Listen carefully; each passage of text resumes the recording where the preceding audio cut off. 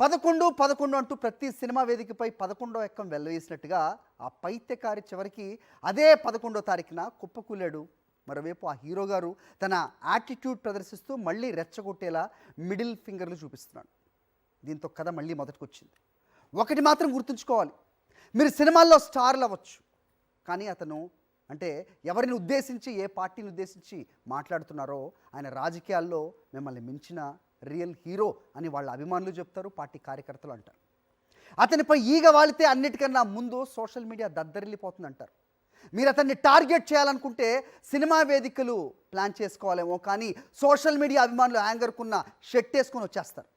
అందుకే వైఎస్ జగన్ అనే ఎమోషన్ను టచ్ చేసే ముందు ఒక్కసారి ఆలోచించుకోవాలి అని అందరూ కూడా ముక్త కంఠంతో అంటున్నారు. ఆ సోషల్ మీడియా అభిమానుల భాషలో చెప్పాలంటే never ever mess with YS Jagan. ఇంతకీ సినిమా వేదికలపై రాజకీయ ప్రసంగాలు దేనికి?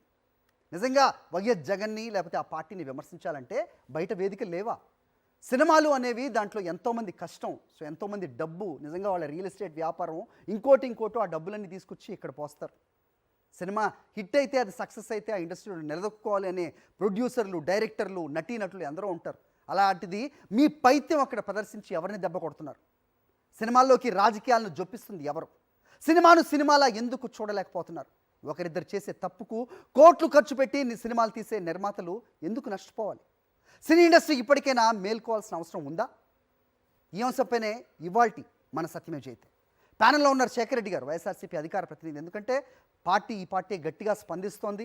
సో హ్యాష్ట్యాగ్ ఏదైతే మన బాయ్కాట్ లైలా అనేది ఉందో, వీళ్ళ పార్టీకి సంబంధించిన సోషల్ మీడియానే చాలా ప్రొయాక్టివ్గా కనిపిస్తుంది. అయితే వాళ్ళు ఎందుకు మేము ఇలా చేయవలసి వస్తుంది అంటే, మమ్మల్ని రెచ్చగొట్టింది ఎవరు అనేది వాళ్ళ ప్రశ్నగా ఉంది. దానికి సమాధానం వెతికే ప్రయత్నం మనం చేద్దాం. ఇక వీరశంకర్ గారు ఉన్నారు,